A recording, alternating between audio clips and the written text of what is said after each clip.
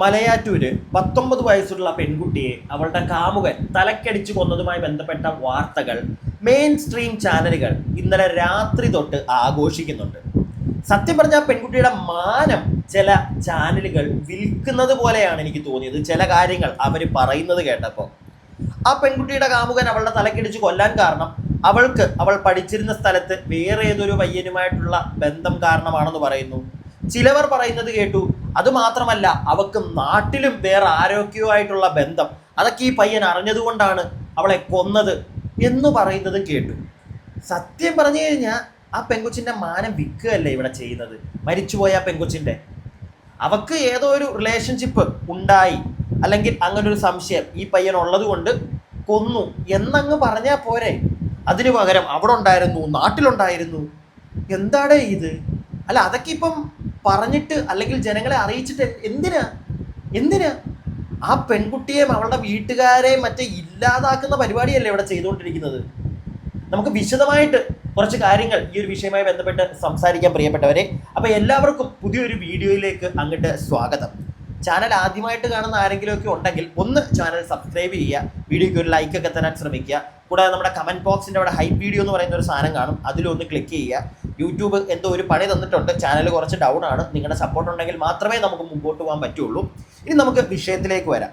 നിങ്ങളെല്ലാവരും അറിഞ്ഞതായിരിക്കും, ഇന്നലെ വൈകുന്നേരം തൊട്ട് ഈ ഒരു വാർത്ത ഒട്ടുമിക്ക എല്ലാ ചാനലും വരുന്നുണ്ട്, എല്ലാവരും സംപ്രേഷണം ചെയ്യുന്നുണ്ട്, എല്ലാവരും ഇതിനെപ്പറ്റി സംസാരിക്കുന്നുണ്ട്.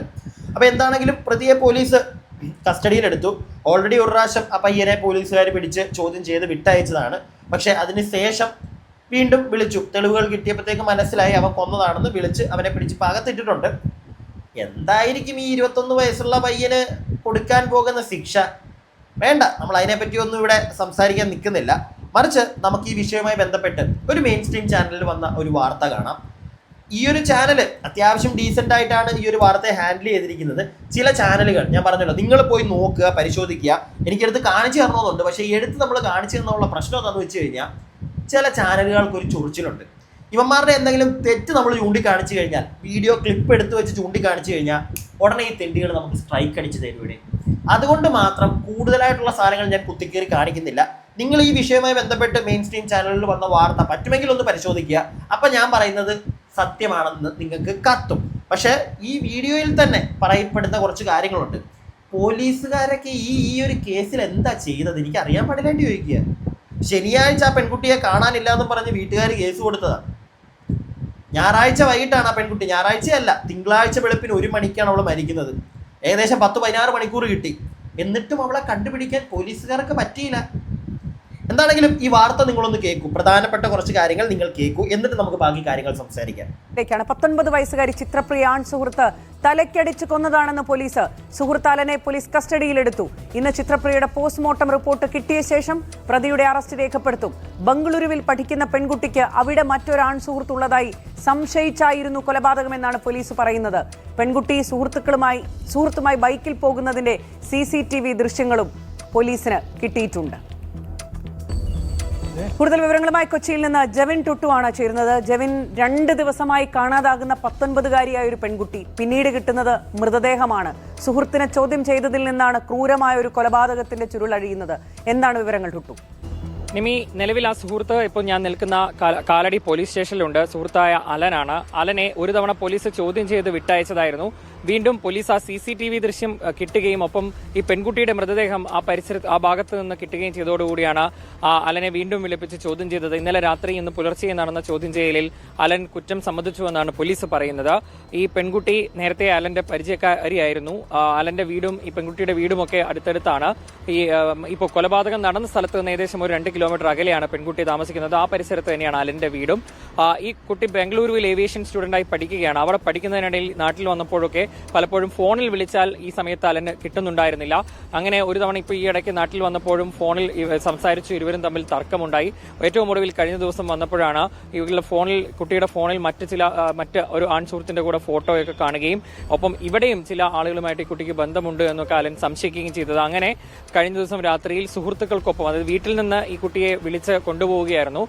വീട്ടുകാർ കാണാനില്ല എന്ന് പരാതി നൽകിയ ശനിയാഴ്ചയാണ് ആ ദിവസം മുതൽ ഈ കുട്ടി മരിക്കുന്നത് വരെ അലനും സുഹൃത്തുക്കൾക്കും ഒപ്പമായിരുന്നു എന്നാണ് പോലീസ് അറിയിക്കുന്നത്. ഞായറാഴ്ച രാത്രിയിലുള്ള CCTV ദൃശ്യമാണ് പുറത്തു വന്നത്. ഞായറാഴ്ച രാത്രിയിൽ അലനും പെൺകുട്ടിയും തമ്മിൽ തർക്കമുണ്ടായത് ഈ മലയാറ്റൂർ കുരിശുമുടി അവിടെയുള്ള തടാകത്തിനോട് ചേർന്നുള്ള ഒരു ഒഴിഞ്ഞ പറമ്പിൽ ആ ഭാഗത്തായിരുന്നു.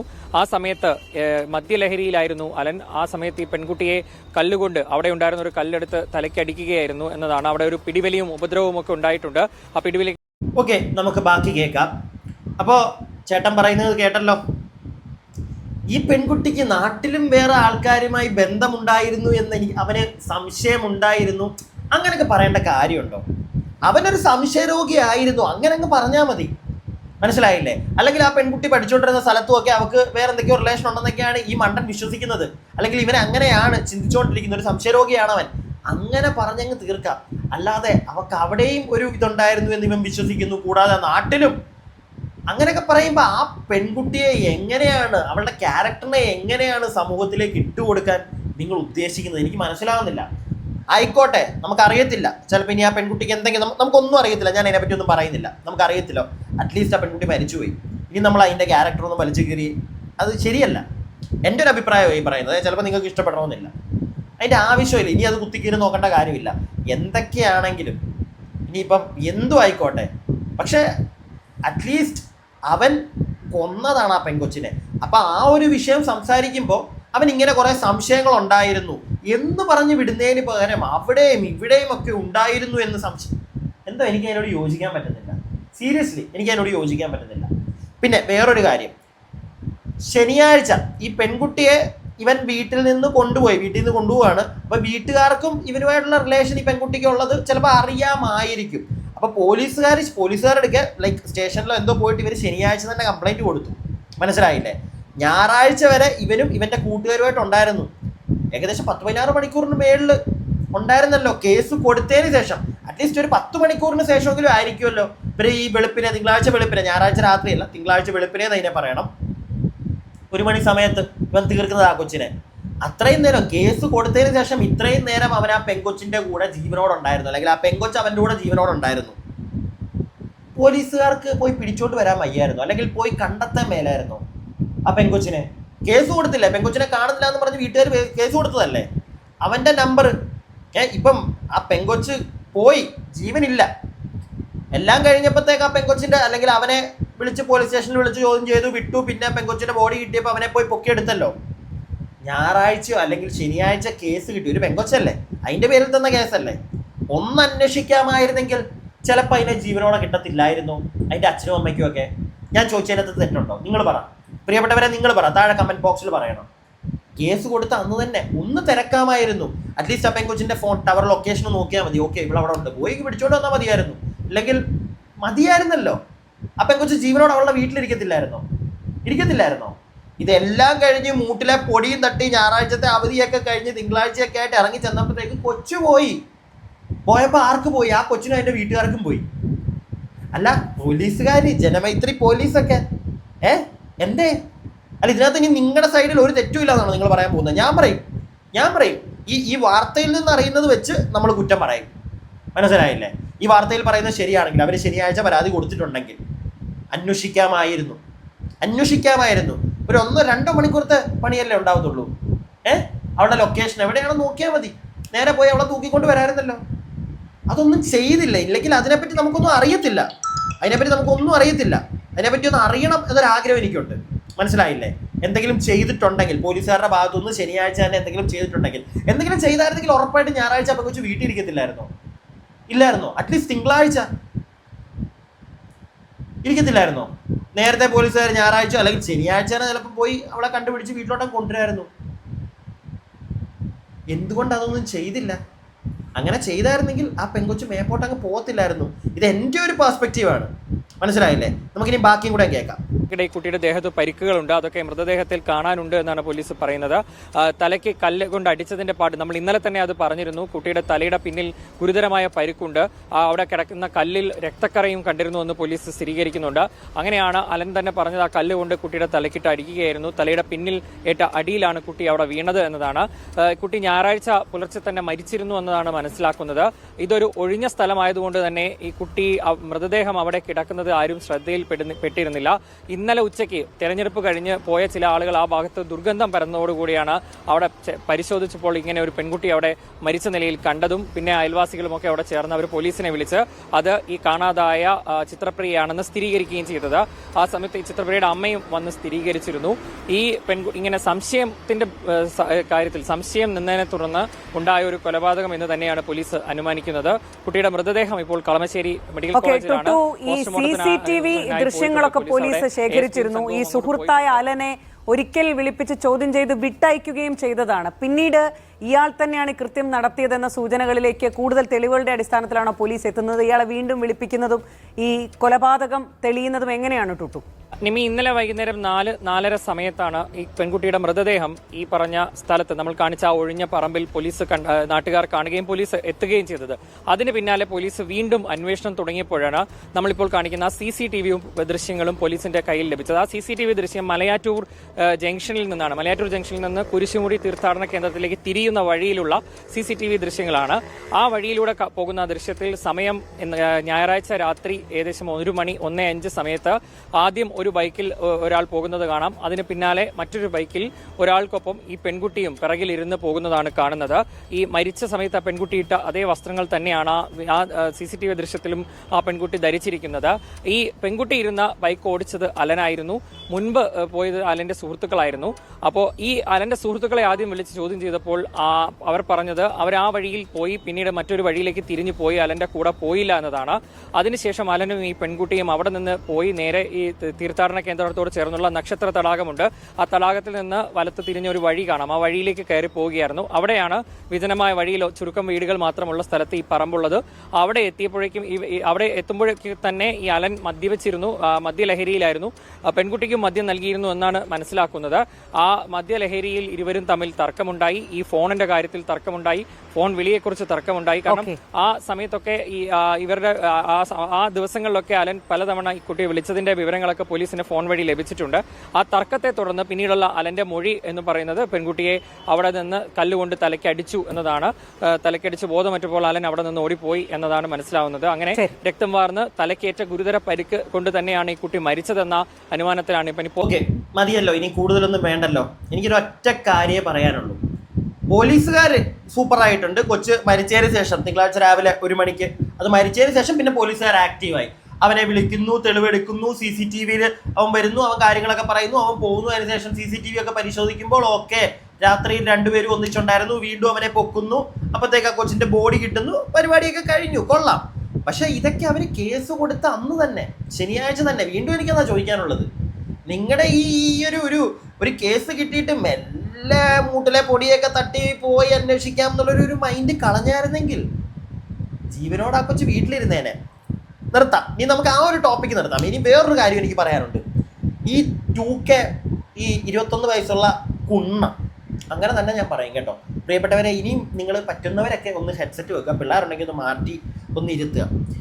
ഞാൻ സ്ഥിരം ഒരിടയ്ക്ക് സ്ഥിരം ഈ കല്യാണം കഴിഞ്ഞ ചേട്ടന്മാര് ഭാര്യമാരെ തല്ലിക്കൊല്ലുന്നു, അങ്ങ് ഷാർജയിലും അവിടെ ഇവിടെയും നാട്ടിലും സ്ഥിരം ഒരിടയ്ക്ക് ഇത് നടന്നുകൊണ്ടിരുന്നതാണ്. നമ്മൾ സ്ഥിരമായിട്ട് വീഡിയോ ചെയ്തുകൊണ്ടിരുന്നതാണ്. മനസ്സിലായില്ലേ? അന്ന് 90s-നെയും 80s-നെയും എല്ലാത്തിനെയും പറഞ്ഞിട്ടുണ്ടായിരുന്നു. ഈ 2Kയിലെ മക്കളെ മാത്രം പറയുമ്പോൾ കുറേ ഇപ്പോൾ വരും കുറച്ച് കൊത്തിരി പിള്ളേർ 2K പിള്ളേരെ പറയാം, നീ എറാടാ 90s അമ്മാവ എന്നൊക്കെ ചോദിച്ചു. എടാ വായിന്ന് നീയൊക്കെ വിളിക്കുന്നതിൻ്റെ അപ്പുറം നമുക്ക് വിളിക്കാൻ അറിയാം. അത് മാത്രമേ എനിക്ക് പറയാനുള്ളൂ. നിൻ്റെയൊക്കെ അത്ര അറിവും നിൻ്റെ അത്രയൊക്കെ പൂക്കി പരിപാടി ചെയ്യാനും ചിലപ്പോൾ നമുക്ക് അറിയത്തില്ലായിരിക്കും. പക്ഷേ ഉണ്ടാക്കാൻ നിന്ന് കഴിഞ്ഞാൽ അതിൻ്റെ അപ്പുറത്ത് നമ്മൾ ഉണ്ടാക്കി വിടും. അത് വേറൊരു കാര്യം. അപ്പോൾ എല്ലാ കാലഘട്ടത്തിലും എനിക്ക് അത്രേ പറയാനുള്ളൂ. എല്ലാ കാലഘട്ടത്തിലും ഉണ്ട് ഇതുപോലത്തെ കുറേ തന്തയില്ലാത്തവന്മാർ. മനസ്സിലായില്ലേ? ഞാൻ അങ്ങനെ തന്നെ പറയും. സംശയമുണ്ടായിരുന്നു ഇവൻ, ഓക്കെ, അവൻ്റെ സംശയരോഗം ഞാൻ അതിനകത്തൊന്നും പറയുന്നില്ല. അവൻ ആ ഒരു സാധനം ഉണ്ടായിരുന്നു. ചിലപ്പോൾ എന്തെങ്കിലുമൊക്കെ കണ്ടതുകൊണ്ടുമായിരിക്കാം. സംശയരോഗം എല്ലാവർക്കും വരുന്നൊരു കാര്യമാണ്. ഞാനത് പറയുവടെ. ഈ ഞാൻ പോലും ഒരിടയ്ക്ക് ആയിരുന്നടേ. അത് പറയാൻ എനിക്കൊരു മടിയില്ല. പക്ഷെ ഇന്നങ്ങനെയാണോ എന്ന് ചോദിച്ചാൽ ഇന്ന് അങ്ങനെ അല്ലാന്ന് തന്നെ ഞാൻ പറയും. മനസ്സിലായില്ലേ? ഇതൊക്കെ നമ്മുടെ ഓരോ അവസ്ഥകളാണ് നമ്മളെ ഈ സംശയം എന്ന് പറയുന്ന ഒരു സാധനം തലയെ കൊണ്ട് നിടുന്നത്. പക്ഷെ അത് ചില ആൾക്കാർ കാരണമായിരിക്കാം. നമുക്ക് ഞാൻ ആ പെൺകൊച്ചിനെ, ഞാൻ വീണ്ടും പറയുന്നു, ആ പെൺകൊച്ചിൻ്റെ സൈഡിലോട്ടേ നോക്കുന്നില്ല. അവൻ അങ്ങനെ വരാൻ കാരണം അവൻ എന്തെങ്കിലുമൊക്കെ തോട്ട്സ് അല്ലെങ്കിൽ ചിലപ്പോൾ എന്തെങ്കിലുമൊക്കെ അവരങ്ങനെ വന്നതിനകത്തും കാരണങ്ങൾ കാണുമായിരിക്കാം. മനസ്സിലായില്ലേ? പക്ഷെ എന്തൊക്കെയാണെങ്കിലും ഒരാളെ ഇല്ലാതെയാക്കുക എന്ന് പറയുന്ന സാധനത്തിനോടൊന്നും ഒരു രീതിയിൽ നമുക്ക് യോജിക്കാൻ പറ്റത്തില്ല. അതൊക്കെ അങ്ങേ അറ്റം, അതൊക്കെ കള്ള് കുടിക്കുന്നവന്മാരെ നീയൊക്കെ പറയിപ്പിക്കുമല്ലോ. എനിക്കതാ ചോദിക്കാനുള്ളത്. കള്ള് കുടിക്കുന്നവരെ പറയിപ്പിക്കുമല്ലോ ഈ 21 വയസ്സുള്ള ഈ മോനൊക്കെ. ഇനിയിപ്പോൾ കുറേ എണ്ണം വരും കള്ള് കുടിക്കുന്നതുകൊണ്ടാണ് അങ്ങനെ. ഞാൻ അങ്ങനൊന്നും വിശ്വസിക്കുന്നില്ല കേട്ടോ. അങ്ങനൊന്നും ഞാൻ വിശ്വസിക്കുന്നില്ല. ചിലവന്മാരുണ്ടല്ലോ ടീ ടോട്ടലേഴ്സ് ആയിട്ടുള്ള, ഒരു സാധനം പോലും കംപ്ലീറ്റ് ടീ ടോട്ടലർ, ചായയും കാപ്പിയും പോലും കുടിക്കാത്തവന്മാർ, പല മറ്റേ ഭ്രാന്ത പരിപാടിയും കാണിക്കുന്നവന്മാരുണ്ട്. അതുകൊണ്ട് തന്നെ മദ്യത്തിൻ്റെ പുറത്താണ് അവൻ ചെയ്തത്, അല്ലാന്ന് പറയുന്നില്ല. പക്ഷെ ആ ഒരു സാധനം കൊണ്ട് മാത്രമാണ് ഇവൻ ചെയ്തതെന്ന് എനിക്കത് ആ മൊമെന്റിൽ ചിലപ്പോൾ മദ്യത്തിൻ്റെ പുറത്തായിരിക്കും. ചിലപ്പോൾ അത്രയും നേരം ഇവരൊന്നും ചെയ്തില്ല. ചിലപ്പം പെട്ടെന്നൊരു വഴക്കൊക്കെ ഈ മദ്യത്തിൻ്റെ പുറത്തുണ്ടാവുമ്പോൾ ചില ആളുകളുടെ മെൻറ്റാലിറ്റിയാണത്. മനസ്സിലായില്ലേ? ചിലവർക്ക് ചിലപ്പം ഈ മദ്യം കുടിക്കണമെന്നൊന്നുമില്ല, വഴക്കുണ്ടായി കഴിഞ്ഞാൽ ചിലപ്പോൾ എന്തെങ്കിലും എടുത്ത് കീറും. ചിലവർക്ക് ഈ സാധനം ഉണ്ടാകുമ്പോൾ കുറച്ചുകൂടെ ധൈര്യമാണ്. ചിലപ്പോൾ അതിൻ്റെ പുറത്ത് അവൻ ചെയ്തതായിരിക്കാം, ഇല്ല ഒന്നും പറയുന്നില്ല. മനസ്സിലായില്ല? അതിൻ്റെ പുറത്ത് തന്നെ ചെയ്തതായിരിക്കാം. ആ പെങ്കൊച്ചും കഴിച്ചിട്ടുണ്ടെന്നൊക്കെയാണ് പറയപ്പെടുന്നത്, നമുക്ക് അറിയത്തില്ല. എന്താണെങ്കിലും 2K പിള്ളേരോടൊക്കെയാണ് മക്കളെ നോക്കിയും കണ്ടുമൊക്കെ പ്രേമിക്കാൻ ഇറങ്ങുക. പിന്നെ ഈ തേപ്പ് പരിപാടികൾ അത് നിങ്ങൾ കൊടുക്കുന്ന ആൾക്കാരുണ്ട്, അവരോടും കൂടെയാണ് പറയുന്നത്. നോക്കിയും കണ്ടുമൊക്കെ തേപ്പ് കൊടുക്കുക. മനസ്സിലായില്ലേ? ഇല്ലെങ്കിൽ ചിലപ്പം ഇതുപോലെ കിടക്കേണ്ട വരും, എല്ലാം പോയി മേപ്പോട്ടങ്ങ് പോകേണ്ട വരും. പണ്ടത്തെ പോലെ അല്ല. പണ്ടൊക്കെ തേപ്പ് കൊടുത്തു കഴിഞ്ഞ് കഴിഞ്ഞാൽ കരഞ്ഞു പോയി ഏതെങ്കിലും ഒരു മൂലയ്ക്ക് പോയി ഇരിക്കുമായിരുന്നടേ. ഇപ്പം അതൊന്നും അല്ല. ഇപ്പോൾ ഓരോരുത്തന്മാരങ്ങ് കൊന്നേക്കുക. അതൊക്കെ ഒന്ന് ആലോചിക്കണം മക്കളെ നിങ്ങൾ. ഈ തേപ്പൊക്കെ കൊടുക്കാൻ പോകുന്ന ആൾക്കാർ അങ്ങനെ, ഞാൻ ഈ കേസിൽ തേച്ചു അങ്ങനെ അല്ല ഞാൻ പറയുന്നത്. ഞാൻ മൊത്തത്തിൽ ഓവറോൾ ഇവിടെ നടക്കുന്ന കാര്യങ്ങൾ വെച്ചങ്ങ് പറഞ്ഞതാണ്. പിടികിട്ടിയില്ലേ? അതുകൊണ്ട് നോക്കിയും കണ്ടും മാത്രം റിലേഷൻഷിപ്പിൽ പോകുക, അവിടെ നിൽക്കുക. എന്തെങ്കിലും ഇതുപോലുള്ള സംശയരോഗങ്ങൾ തോന്നിക്കഴിഞ്ഞ് കഴിഞ്ഞാൽ അപ്പം തന്നെ പൊന്നു മോനെ, പൊന്നു ചേച്ചി വേണ്ട എന്ന് പറഞ്ഞ് അങ്ങ് പോവുക. പിടികിട്ടിയോ? അല്ലെങ്കിൽ നിങ്ങൾക്ക് നിങ്ങളുടെ ഒരു പാർട്ട്ണർ കാരണം നിങ്ങൾക്കൊരു സംശയരോഗം നിങ്ങൾക്ക് തോന്നുന്നു, അല്ലെങ്കിൽ നിങ്ങൾക്കത് വരുന്നു, നിങ്ങൾ അതിനകത്ത് ആ ഒരു കുഴിയിലോട്ട് വീഴുന്നു എന്ന് നിങ്ങൾക്ക് തോന്നിക്കഴിഞ്ഞാൽ കയ്യും കൂപ്പി ആ റിലേഷനകത്തുനിന്ന് അങ്ങ് പോവുക. അതാണ് രണ്ടുപേർക്കും നല്ലത്. അല്ലാതെ ഈ തല്ലാനും കൊല്ലാനും പില്ലാനും ഒക്കെ നിന്ന് കഴിഞ്ഞ് കഴിഞ്ഞാൽ രണ്ടുപേരുടെയും ജീവിതം പോകും. മനസ്സിലായോ? ഇതിപ്പോൾ ഇവൻ എത്ര കാലം ശിക്ഷ കിട്ടുമെന്ന് എനിക്കറിയാൻ പാടില്ല. ചിലപ്പം ഇറങ്ങും, കുറേ കാലം കഴിയുമ്പോൾ ഇറങ്ങും. പക്ഷേ ഇറങ്ങിയാൽ ഒരു ജീവിതമൊന്നും ഉണ്ടാവുമെന്ന് എനിക്ക് തോന്നുന്നില്ല. മനസ്സിലായോ? അതുകൊണ്ട് നോക്കിയും കണ്ടും ഓരോ റിലേഷനകത്ത് നിൽക്കുക. പറ്റത്തില്ലെങ്കിൽ ഇട്ടിട്ട് പോവുക. അതുപോലെ തന്നെ പോലീസുകാർ ചേട്ടന്മാരെ, ഒരു കേസുമായിട്ട് ഒരാൾ വരുമ്പോൾ ഒരു അഭ്യർത്ഥനയാണ്, പറ്റുമെങ്കിൽ ഇതുപോലുള്ള കാണാതെ ഒരു പെൺകുട്ടിയെ കാണുന്നില്ല എന്നൊക്കെ പറഞ്ഞ് വരുമ്പോൾ പറ്റുമെങ്കിൽ അന്ന് തന്നെ അന്വേഷിച്ച് തുടങ്ങുക. ശനിയാഴ്ച അവർ കേസും കൊണ്ട് വന്നെങ്കിൽ നിങ്ങൾ പെട്ടെന്ന് അന്ന് തന്നെ എന്തെങ്കിലും നിങ്ങളുടെ ഭാഗത്തു ഒരു മൂവ്മെൻറ്റ് അന്ന് നടത്തിയായിരുന്നെങ്കിൽ ചിലപ്പോൾ കിട്ടത്തില്ലായിരുന്നോ? പ്രത്യേകിച്ച് ആ നാടൊന്നും വിട്ടെങ്ങും പോയില്ല പിള്ളേർ, അവിടെ തന്നെ ഉണ്ടായിരുന്നു. പിടിക്കായിരുന്നില്ല. അതിനെപ്പറ്റി ഒരു മാധ്യമവും പറയുന്നത് ഞാൻ കേട്ടില്ല കേട്ടോ. ഞാനതുകൊണ്ടാണ് ആ ഒരു പെർസ്പെക്റ്റീവിൽ നിന്ന് ചിന്തിച്ചതും കൂടുതലും അങ്ങനെ സംസാരിക്കുന്നതും. തപ്പിയായിരുന്നെങ്കിൽ കിട്ടിയേനെ. മണിക്കൂറുകൾക്ക് ശേഷം അവൾ ചത്തത്. മണിക്കൂറുകൾക്ക് ശേഷമാണ്. ആ വാക്ക് ഞാൻ പറഞ്ഞതിൽ ക്ഷമ ചോദിക്കുന്നത്. അതെൻ്റെ ആ ഒരു നിമിഷത്തിൽ വന്നു പോയതാണ്. മണിക്കൂറുകൾക്ക് ശേഷമാണ് ആ പെൺകുട്ടിയുടെ ജീവൻ ഇല്ലാതെയായത്. മനസ്സിലായോ? അതുകൊണ്ട് തന്നെ ചെയ്യാമായിരുന്നു നിങ്ങളുടെ ഭാഗത്തുനിന്ന് നിങ്ങൾക്ക് ചെയ്യേണ്ട കാര്യങ്ങൾ ആ ഒരു കൃത്യസമയത്ത് തന്നെ, പരാതി കിട്ടിയ സമയത്ത് തന്നെ. ഇത് എൻ്റെ അഭിപ്രായം. നിങ്ങളുടെ അഭിപ്രായം താഴെ കമൻറ്റ് ബോക്സിൽ പറയുക. വീഡിയോ ഇഷ്ടപ്പെട്ടാൽ ലൈക്ക് ചെയ്യുക. സബ്സ്ക്രൈബ് ചെയ്യാത്ത ആളുകൾ ഒന്ന് സബ്സ്ക്രൈബ് ഒക്കെ ചെയ്യുക. അടുത്ത വീഡിയോ ആയിട്ട് നമുക്ക് എത്രയും പെട്ടെന്ന് കാണാം. അടുത്ത വീഡിയോ ആയിട്ട് കാണുന്നവരേക്കും stay tuned and stay weird.